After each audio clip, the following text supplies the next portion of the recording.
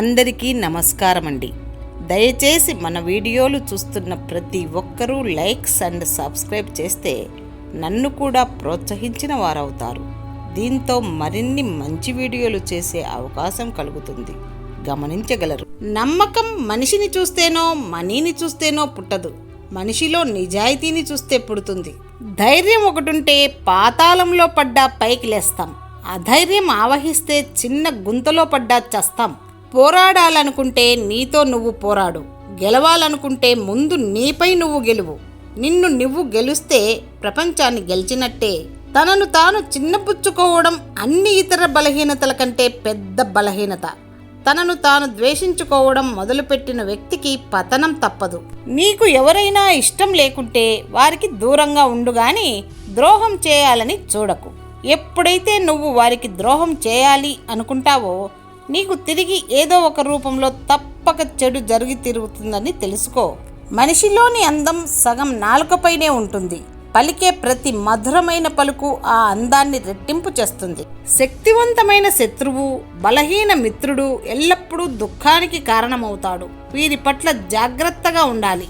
శక్తి లేకపోయినా మానసికంగా ఓడిపోని వ్యక్తిని ప్రపంచంలో ఏ శక్తి ఓడించదు.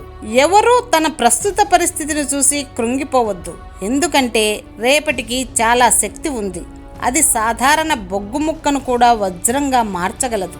గౌరవం లేని చోట, జీవనోపాధికి అవకాశం లేని చోట, జ్ఞానం లేని చోట, స్నేహితులు బంధువులు లేని చోట జీవించడం వల్ల ప్రయోజనం ఉండదు. అలాంటి ప్రదేశాన్ని వెంటనే వదిలేయాలి. తెలివైన వ్యక్తి ఆకలితో అలమటించకూడదు. జ్ఞానం అజ్ఞానాన్ని నాశనం చేస్తుంది. పెద్ద సమస్యలను జ్ఞానంతో మాత్రమే సులభంగా అధిగమించవచ్చు. ఆకలితో ఉండటం ఒక వ్యక్తి ప్రతిష్టకు హాని కలిగించే మేధస్సుపై చెడు ప్రభావాన్ని చూపుతుంది. ఒకరి అదృష్టాన్ని ఎక్కువ చేసి చూడకూడదు, ఇంకొకరి దురదృష్టాన్ని తక్కువ చేసి చూడకూడదు. ఎందుకంటే ఎవరి తలరాత ఎప్పుడు ఎలా మారుతుందో ఎవ్వరూ చెప్పలేరు కదా. కోపం వచ్చినప్పుడు కసురుకోవడమే కాదు, అలిగినప్పుడు బుజ్జగించడం కూడా వచ్చి ఉండాలి. కరిగిపోయే బంగారానికి మెరుపు ఎక్కువ, తరిగిపోయే డబ్బుకు పొగరు ఎక్కువ, వాడిపోయే పువ్వుకు వాసన ఎక్కువ, ఆగిపోయే గుండెకు తొందర ఎక్కువ. ఎవరి అదుపులో వారుండరు, కానీ ఎదుటి వాళ్ళను మాత్రం తమ అదుపులో పెట్టుకోవాలి అని అనుకుంటారు. ఆ రోజుల్లో చదువుకుంటే జ్ఞానం, తెలివి, సంస్కారం అన్నీ వచ్చేవి.